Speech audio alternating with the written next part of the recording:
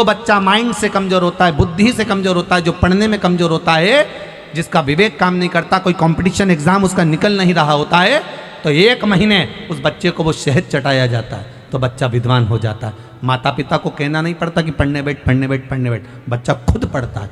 माता पिता नहीं कहते फिर कि पढ़ने बैठो, वो खुद पढ़ेगा। सीता जी को ध्यान आया, हाँ मैंने एक गलती करी थी, जो फूल आए थे उसमें से मैंने पुष्प को सूंघ लिया था। भगवान राम को बिना दिए, राम जी के बिना सुगंधित लिए मैंने सूंघ लिया।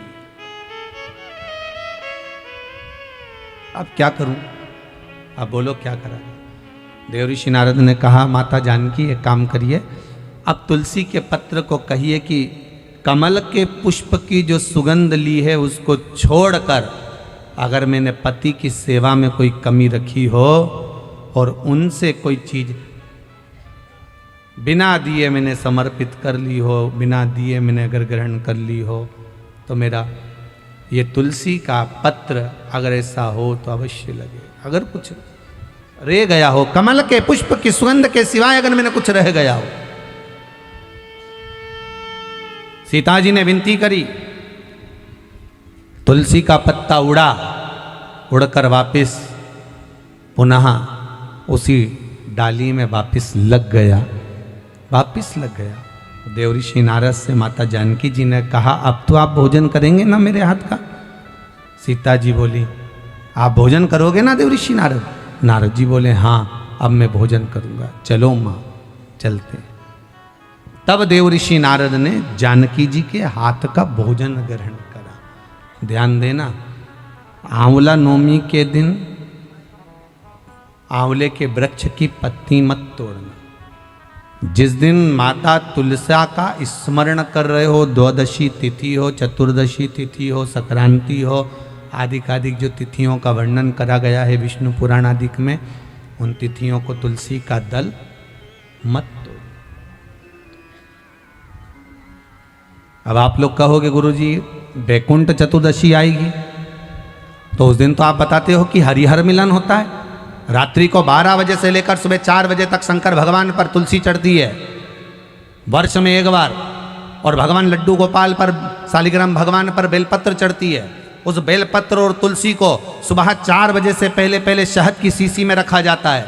और उस शहद को जो बच्चा माइंड से कमजोर होता है, बुद्धि से कमजोर होता है, जो पढ़ने में कमजोर होता है, जिसका विवेक काम नहीं करता, कोई कंपटीशन एग्जाम उसका निकल नहीं रहा होता है, तो 1 महीने उस बच्चे को वो शहद चटाया जाता है तो बच्चा विद्वान हो जाता है। माता पिता को कहना नहीं पड़ता कि पढ़ने बैठ पढ़ने बैठ पढ़ने बैठ, बच्चा खुद पढ़ता है। माता पिता नहीं कहते फिर कि पढ़ने बैठो, वो खुद पढ़ेगा। तो वैकुंठ चतुर्दशी के दिन आप कह रहे हो कि चतुर्दशी के दिन तुलसी नहीं तोड़ना चाहिए, द्वादशी के दिन तुलसी नहीं तोड़ना चाहिए, तो फिर वैकुंठ चतुर्दशी के दिन जो चढ़ाना है 1 दिन पहले आप उसको रख लो संजो कर।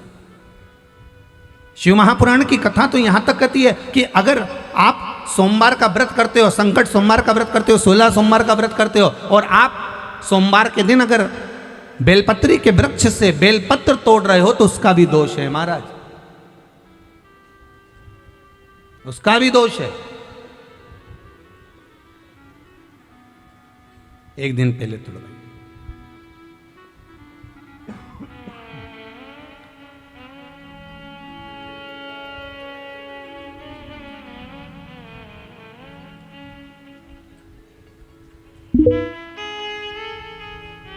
कई लोगों की तो आदत रहती है, आज सोमवार है आज ही पत्ती तोड़वाएंगे, उसका दोष लगता है।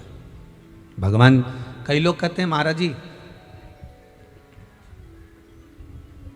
एक माता जी ने लिखकर भेजा था, व्हाट्सएप पर भेजा हुआ था समिति के, कि गुरुदेव हम सारे उपाय करते हैं, इसके बाद भी हमको तकलीफ क्यों रहती है? कारण क्या है उसका? उसका कारण कोई दूसरा नहीं, देवताओं पर कभी दोष मत देना। कारण हमारा अपना होगा कि हमारा कार्य क्यों नहीं हो रहा, उसका कारण हम खुद हो सकते, हम खुद हो सकते। भगवान क्यों नहीं मिलता, उसका कारण हमारा खुद का है।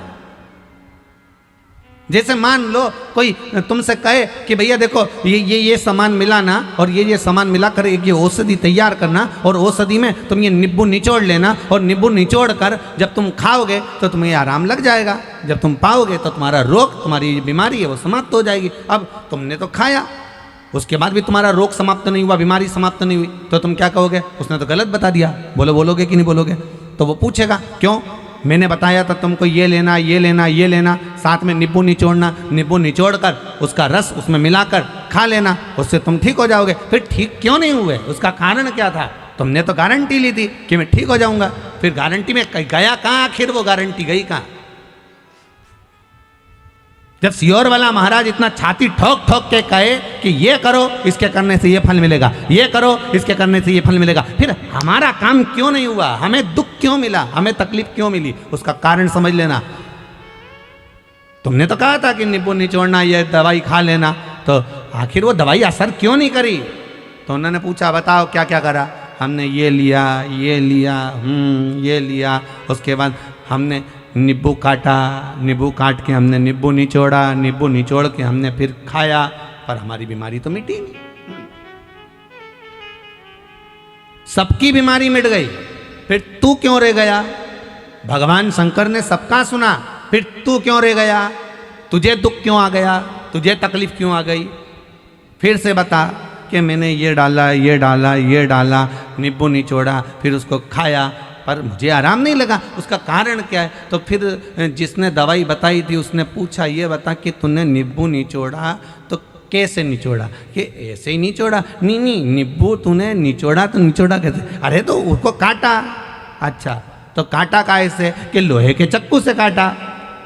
बस दवाई वाले ने कह दिया वो चक्कू जो था ना वो लोहे का था, और लोहे के चक्कू का जो उसमें पदार्थ लग चुका था, और लोहे के चक्कू का उसमें जो जंग था वो आ गया था, और वो निचोड़ने पर पूरी दवाई का नाश कर दिया, इसलिए तेरा काम नहीं हुआ। नींबू निचोड़ना था तो जैसे लोग वो कांदा नहीं रहे, कांदा कैसे फोड़ दे, ऐसे नींबू को फोड़ के और उसका रस निकाल कर, वो प्याज होता ना, प्याज को काट की जगह ऐसे फोड़ दिया, अब उसका रस निकाल कर तू जो नींबू का रस निकाल कर घोट के पी। अब की बार उसने वही करा, ना चक्कू से काटा ना तलवार से काटा, उसने नींबू को डोचा, उसका रस निचोड़ा, खाया, वो ठीक हो गया, हो गया,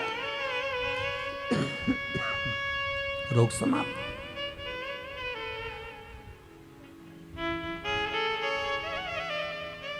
अब गलती इसमें बताने वाली की थी क्या? जम के तो बोलो, बोलो तो थी।